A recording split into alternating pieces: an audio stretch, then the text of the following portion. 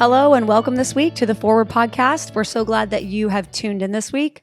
We're excited to start this topic with you guys as you listen because it's on marriage. And I'm here with my husband. Yeah, because Not that that's new. we have so figured out marriage. Well, 100%. We are we never fight. professionals in this area. No, it's because we fight all the time. We agree on everything. We're gonna share all of our secrets of how to win an argument with your spouse. Well, who's going to share their secrets? Because our secrets don't agree. What secrets, anyways? We could Yeah. make a lot of money if we Oh, knew for real. the secrets, if we knew the inside. But Yeah. the next couple of weeks, we'd really like to dive into really relationships. Mm-hmm. And so, whether you're married, been married for a long time, and or praying about getting married, I really feel like the lineup that we have is going to be a big blessing. I hope so. And yeah. let me just start right off by saying every marriage or potential marriage, those who are going to get married, everybody can learn. Mhm. I feel like sometimes we come to this place where it's like, oh, we've been married for 40 years, but we've got it all figured out, or we're fine, or we're not going to get divorced. And yet there's a lot of people who they might not be divorced, but they live in the same house and they're miserable. Wow, I think that's such an amazing thought. I actually have not thought about that till you just said that. But I do know couples who their metric for happiness is, well, at least we're not getting Yep, divorced. we stayed together. And it's like Miserable. that is not the Yeah, point. that would be such a miserable Wow, I way didn't think to about live. that. That's so true. But what we would kind of want to just kind of walk through is everybody has space to learn, a Mhm. space to grow. And we want to kind of give a perspective from not just a perfect marriage, but every marriage faces these seasons where emotions grow cold and words get short and hearts drift. So where we kind of want to focus, or especially in this first episode, Yeah. is love. Real biblical love isn't sustained by emotion, Mhm. but it's sustained by a decision. Mhm. And God calls us in our marriages really to choose love the same way that He chose to love. Mhm. It's consistent, it's sacrificially, it's unconditionally, Mm. and for us as humans, it's always being worked on. Yeah. It's always us choosing to grow in this area, and so that's kind of what we have chose to really start out this evening, is just talking about when feelings fade, choosing love even when it's not easy. I think that's something that really became evident the more kids we had, and we tend to blame things a lot on having kids. It does We change can, your that's life. very true. But also the increase of busyness culturally and in our ministry, and just aging, you do feel a little more pressure to make more money, to provide for the family you've created.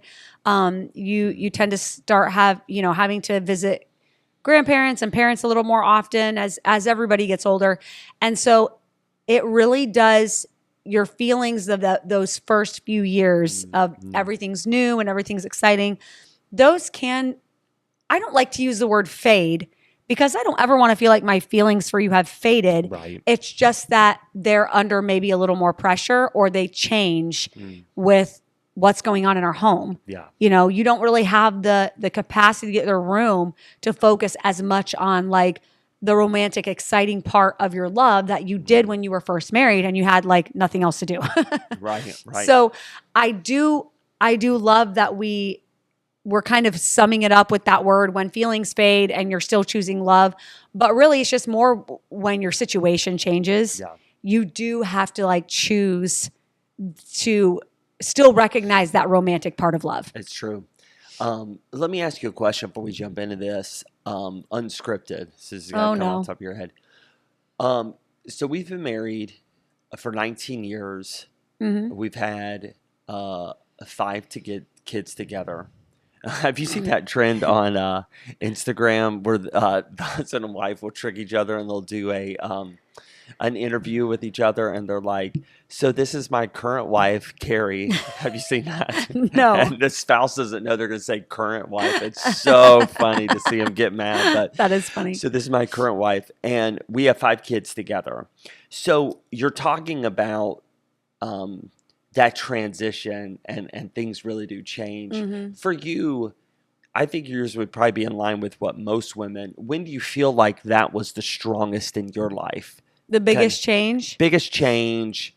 Like now I'm having to choose to love more because it's one kid before that, two kids, a ministry change, job change, like just, Yeah. I don't know. What do you think? The biggest change was, I remember after Tommy was born, and then we went through that really difficult time where you were interim pastor of that church. And so you were still the youth pastor. You were also acting pastor. I was running all the music. We had a brand new baby. We lived near zero family. Tyler and Teal hadn't moved there yet. We were 6 hours. The closest family was 6 hours away. Yeah, that's true. And I just remember like life really hitting us super hard.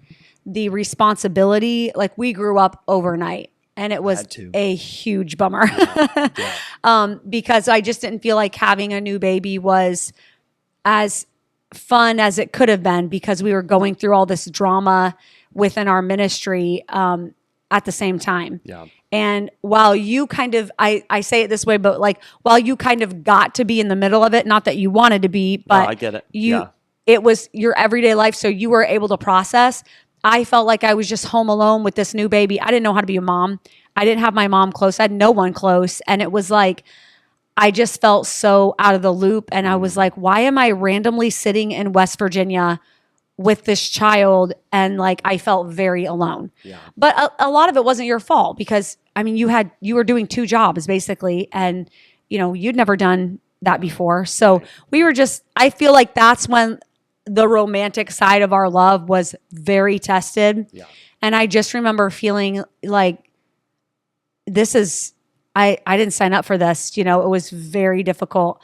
God, obviously, I mean, it sounds really sad the way I'm saying it now. That didn't last too long. It was maybe a few months, but God brought people in our lives that totally filled in the spaces, took up almost acting like parents to us. Right. And guiding us. And then you got a really great relationship with Pastor Holder. And, it was just, God totally like sent out a life raft right when we thought we're gonna quit. Like, we're done. We're not doing this anymore. Yeah. But that was the hardest time. That's been, I think, our whole marriage. Those few months were like, I don't even know what we're doing. Like, this is insane. That's interesting. I don't know if I guess that wouldn't have been my first, what I thought. Really? It's funny. So I'm sitting here like, what were you going to say? It's a great story. I love it. I really believe for most relationships, including ours, you can kind of surmise that some of the biggest transitions in love like happens for the man. I believe it's when the first kid comes. Yeah. It's very tough. There is... Because my attention is like... Yep, there's a whole network of men out there that really struggle with, the attention is gone that the man was getting. And it's not that like, oh, men are just babies, but kind of. They were, you're so used to the attention being, and you stare at your husband, it's goo eyes, and it's dating all the time, and it's... a physical romantic relationship in the context of marriage all the time. Then a kid comes, everything changes. Yeah. The woman's hormones change. You ought to be, but you're not number one. The baby is number one. Mm-hmm. So I feel like the man really struggles through that. Yeah, I can see that. And I feel like for the woman, for the man, it's when the first kid comes. For the woman, it's when the last kid leaves.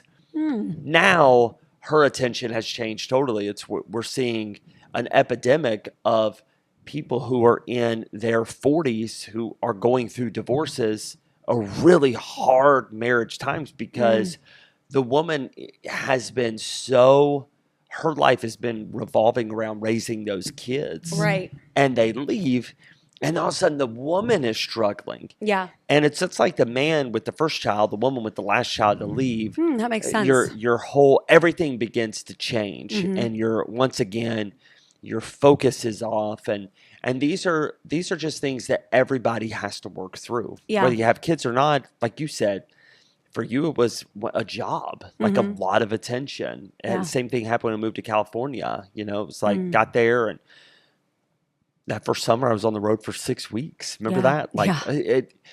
every marriage, I feel like, Kara, goes through that ebb and flow. And so I think one of the things we kind of want to hit on this evening is love is a covenant. It's not a contract. Mm.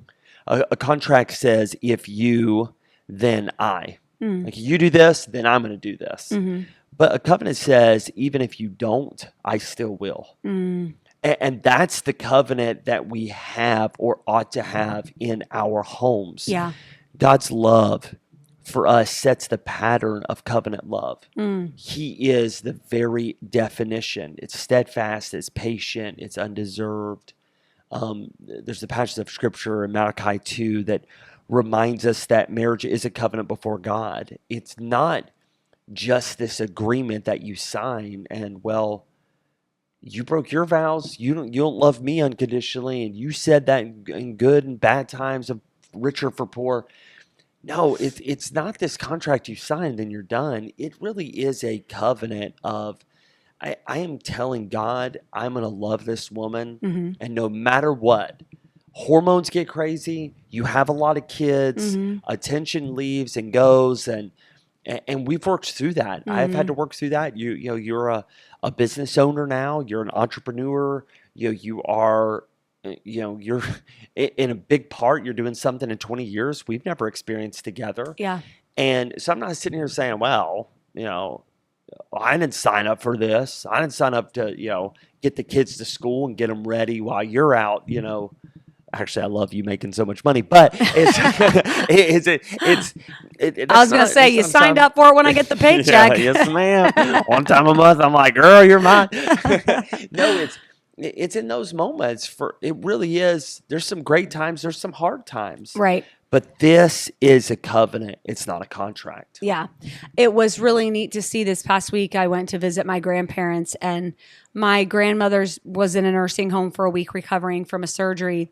And my gramps is 91. Yeah. And he doesn't have, like any terminal health conditions, but he has COPD. He's got, really bad legs, and, he's just 91. So things are harder. And it was so cool to see him in that nursing home and sitting there day after day, hours and hours, and he would hardly leave her. He would go home to shower, and it was like 20 minutes, and he's like, okay, who can take me back? And we're like, should you take a nap, or do you want to rest? No. And he was just so insistent upon just being there, just being next to her. And it was sweet. Like, a nurse walked in, and he said that and that kind of pinged my memory. He said, I made a covenant to her. I think it's 69 years ago. I think their 70th. Wow. Or maybe they're when did they? No, wait. I thought they had their. No. No, maybe they're coming up on 69 because we got married on their 49th anniversary. And we're 19 years in. Yeah, so they're at someone do the math. 68 years. Almost 70 years married. Right? Yeah. And he's using that language of, in sickness and in health, I made a covenant to her. Yeah. And I just sat there and thought, like, that's pretty awesome. He's exhausted, and she wouldn't even care. A lot of the time she was on medication, and she was very drowsy and, just recovering. You sleep a lot, and he did not care if she was awake or even knew that he was there. He wanted to be there. That was just neat. I thought that's that sort of, covenant love that says, it's not about me. It's not about my comfort. It's not about my, what can be done for me. It's about my partner, my spouse needs me, and I want to be next to them in their suffering. I just thought that was so cool. That was just the neatest way to, like, actually see it lived out. Here's what I love too is finding examples like that impact you. We have enough of Hollywood that gives us a lot of bad examples of what marriages are. And we have enough of that, I feel like, even in social media. So I think a tip that I would give to work on is for every couple, no matter what age you are, is to find somebody that really impacts your marriage. Mm-hmm. Like it gives you something good. Yeah. Like find it. Mm-hmm. Find even if you are a TikTok person or find a couple that you jump on their social media and it's like, man, that's goals right there. Yeah. Like that's really awesome. Um, Let me ask you, and then you ask me. Well, if I said, what is a marriage that has impacted your life? Can't talk to your grandparents because you just used them. Somebody else, uh, just somebody that you're like, you know what? So many times I'm like, man, I love the way that they interact with each other. I love their marriage. I love different things that they've done. Oh man. Yeah, I put you on the spot. Give me a second. Do you have yours? Do you know yours? Yep. Well, go ahead with yours while I think. Great. Now I just chewed on ice. Sorry about that. I am so thirsty. Have you seen how many drinks I've taken? I don't pass me that. I'm actually thirsty too. Are you? Okay. Yeah. Our heat is on now, y'all. So we're like starting to freeze. Okay. I would say somebody who has impacted me was my parents. Yeah. Obviously that's a cop out, and you say, "Oh my word, that's such an easy one." But I would just say it has. Like, the way that dad, in so many ways, treated mom growing up, I think it gave me even though I didn't know it, a really good example of how a man should treat a woman. I just feel like in so many ways, I watched my dad, and I'm like, I picked up on it. You know, the love that you give, being very tenderhearted, taking care of the home. Like, I am sure my parents don't have a perfect relationship by any means, but I feel like the example that they gave me in a lot of ways, my father and my mom too, I'm just talking from a man's point of view, it did impact me. I think just the way that he handled himself, the way that he just unconditionally loved mom through having 8 kids and, you know, a lot of ups and downs. And I just feel like watching them, I really loved their relationship. Yeah. What about you? I was kind of thinking of your parents too. I could easily say my parents. Definitely they register on there, but I also don't want to be just go to the easy one. I think obviously my parents and grandparents, even my aunts and uncles, I have a lot of aunts and uncles that have stuck it out and stayed married through really, really tough stuff. But kind of one that isn't family that pops out to me is actually Joe and Courtney Quick. Oh, yeah. Yeah, which they're not that much older than us. Actually, I think Courtney and I are the same age, but they've been married longer. And it's cool to hear their story. It's a long one. I won't go all the way into it because I don't want to share, anything that's too personal. But basically, they got married when she was quite young. And they just went through a lot, spiritually speaking. Joe was on a journey. They were very legalistic for a while. He kind of swung the other way and, worked to find that balance together. And then they did. And then they went through this huge life change of like, he started businesses, plural, and she has stuck with him. They've built incredible multiple companies together. So they're growing their family spiritually.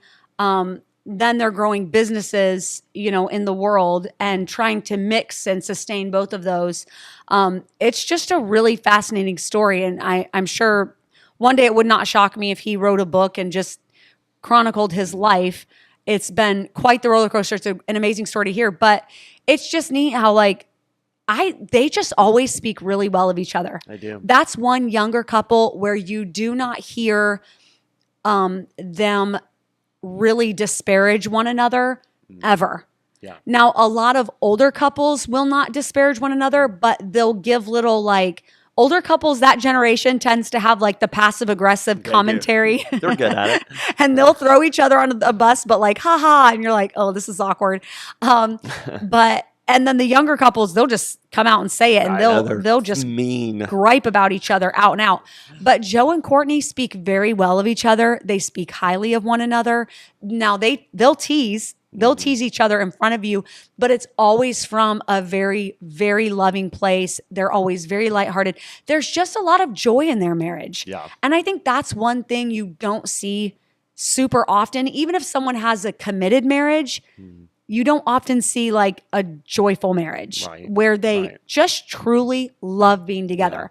Joe and Courtney work well together. They play well together. They love spiritual things together. Like everything they do, they just enjoy each other. Yeah. And I think that's very inspirational to me. Yeah.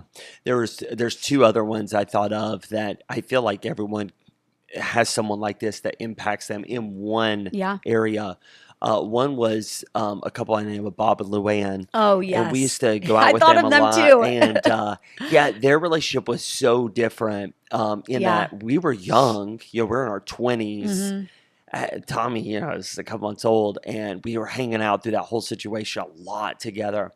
But remember how we would get in the car and laugh so hard? Oh, my because word. they were so funny. They knew how to have fun with each other. Yes. They picked with each other, and it was they had just this really cool love that impacted us. Like, man, we want to be like that. Yeah. Just tease with each other and have fun, and they would laugh. Yeah. I remember Luann, we still say to this day, remember she Oh, said, that Bob. Oh, that Bob. And we still say 20 years later, it says, oh, that Bob. They teased each other relentlessly. They They were almost competitive over who could be so like, cool. not the meanest, but they would just razz each other constantly. And we thought it was hilarious. Yeah. We really did. I mean, we do now still, but back then when we lived near them and we went out with them all the time, we hung out all the time, spent a lot of time in their home. We had so much fun watching them be married. Yeah. It was like, I couldn't wait till they started telling stories about each other because they would just laugh their heads off. That's a joyful marriage. It was. That really is. It was fun. The other one I would say was our age, but we did talk about a lot was John and Christine. And John and Christine. Oh, yes, John and Christine. They, so fun. Again, maybe even younger than us. I think there might be a I little think bit they are than us, younger than us. but impacted us in a way that they supported each other. Yes. They fiercely. went through hard times, a lot of big decisions in their family, and these were like best friends of ours that impact our marriage in a good way. Like, man, she is so loyal to him, and he is so loyal to her. Yes. And in every way, when they were being attacked and this and that, just hard decisions, I loved how they stuck up for each other. Oh no, he's doing this. This is my decision with him. And she's making this decision and going to do this business venture. And I'm going to be there with her. And I love that little, again, we're just giving tips. Find people like that, that in just little ways are like, you know what? That's the man I want to be. Yeah. That's the woman I want to be. That's what or determine our marriage to be like. Yeah. I think the people that you can feel them enjoying each other, that makes such an impact. I often look at young couples and think, I hope they have fun together. Yeah. You can really get through a lot if you enjoy each other's company. Yeah. And it's weird to think that you'd be married and you wouldn't, because why would you commit to loving someone and commit your covenant love to them if you didn't enjoy being with them? But so often we do see people get married and that just dies. Yeah, that dies first, and it dies fast. And that breaks my heart because I'm like, you have no idea what you're missing. Yeah. To have your spouse be your best friend is like elite living. Yeah. It's just next level. But I guess a question would be, I mean, and I'll put you on the spot right here. What's a way a couple they would write in and say, we want that. I want that.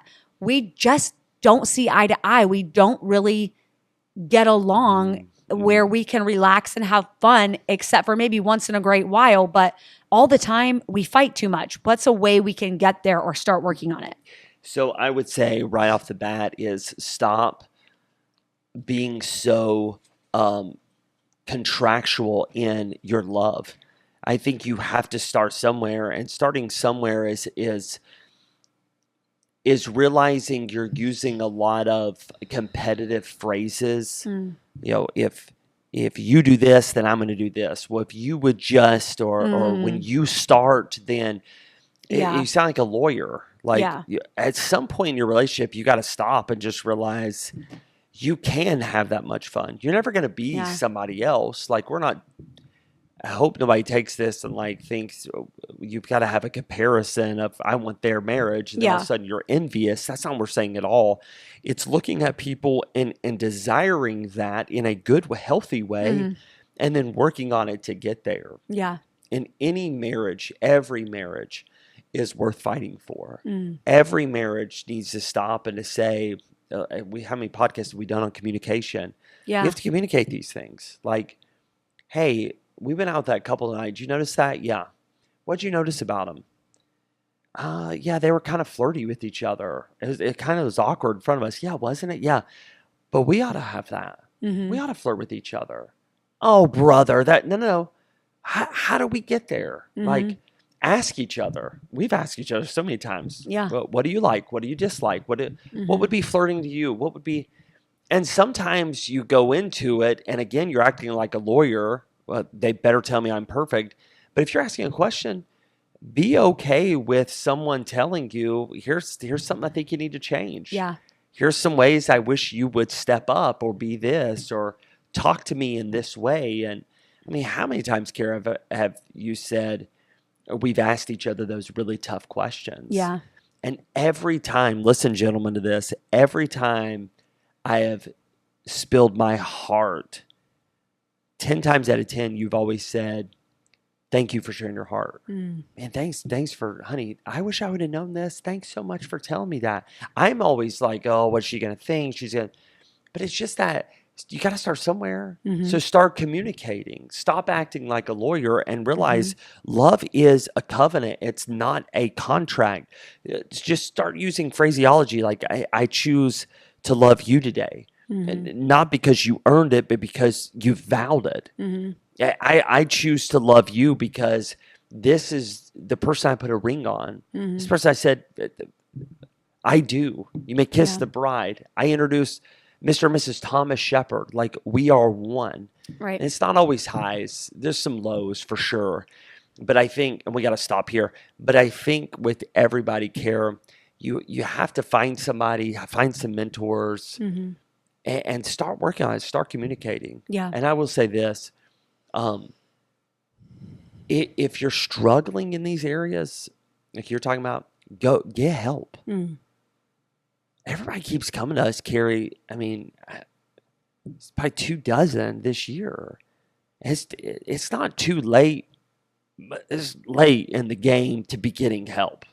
Like, you should have started this process a long time ago. And I think this is good for you and I to hear. Like, we ever get into that place, Kara, we need to go get help on our marriage. Yeah. Like, not be too prideful or too embarrassed because we have a podcast or, because I'm in ministry and you own a business and people know us around the community. Like, we can't be so, we're above that. Take heed lest ye fall. I think everybody needs to realize on this podcast, counseling is not evil. It's not wicked. It's not showing you're weak. You're actually a very strong person to go admit we need help in this area. I think if you're never having awkward conversations in your marriage, that would be a huge red flag. The amount of That's really well said. The amount of awkward conversations that we have that I'm embarrassed to bring up, or things about me, or even yourself that you're like, hey, will you just level with me? Will you tell me the truth about this, even if it hurts my feelings? We have those conversations a couple times a year. Right. And it's not always easy. And it might be stuff that's really hard to talk about. Yeah. But this year, I can think of 3 conversations that we've had in 2025 that going into them, I thought, I don't want to be talking about this. It's uncomfortable. I don't want to open up that part of myself. It's none of his business, but there's an other side of that bridge. And you really, as a couple, need to be having those times where you cross some bridges and you check some stuff off the list and you open up and you have conversations where you're fixing some things, maybe about yourself and maybe about the other person, but you've got to have those. And I think that's part of a covenant is being truthful with one another. Loving someone is speaking truth. If you don't care about the truth in your relationship, no matter what relationship it is, if you're just willing to just be a yes person to that person and never, be the sandpaper that smooths a rough edge, I do question your commitment and your love to them. I think you've got to have those hard conversations, and not all the time. Like, don't overdo it. Pace it out a little bit, but definitely. We spoke last time. We want to do it again. Yeah, Too maybe much. Not like 3 days in a row or anything, but definitely have them and have them for real and be truthful and honest. And I think that is so much part of a covenant love. I love it. I love it. Hey, why don't we pause here? Let's do it. We'll pick it up this next week. And I think at some point, we have so many people that tune into this. And sometimes they even ask more intimate or hard questions that it's hard because our audience is so broad, and we have younger people on here and unmarried people. But I think nothing is off limits. Everything needs to be communicated, asked, talked about, even the intimate between a husband and wife. Like, you have to sometimes start digging into those things with the ultimate goal of not arguing, but coming out on the other side. Like even the conversations we've had this year, wouldn't you agree? Like, we came out the other end, like, man, that was so healthy. Oh yeah. I am so glad we talked about that. 100%. It grows you together. It does. And it ties these bonds that you don't have with other people. So, I mean, there's stuff that you know about me that no one else in the whole world knows about me. Well, that's a bond. I mean, that's a serious tie that, makes our marriage stronger, makes our friendship stronger. So it's definitely worth it. Cool. Well, I learned tonight. Did you learn anything? I did. Good. I'm teaching her, y'all. She's good good job, baby. Hey, thanks so much for tuning in. And man, we have a girl that works behind the scenes. I think we need to give a shout out. Kristen. She's expecting their first baby. Kristen. We're so happy for her. She is our first sponsor because she is really amazing. Yeah, she she's is awesome. so awesome. But feel free to write her she runs our TikTok and our Instagram. She's amazing. And our YouTube. So Kristen, if thank you you write so on there, much. Kristen will get the message. Shoot over some questions. If you got questions about dating, marriage, we're going to be hitting marriage for the next couple of weeks. So don't be shy, and she'll get those to us, and we'll be happy to help you guys any way we can. Awesome. Hope y'all have a great week.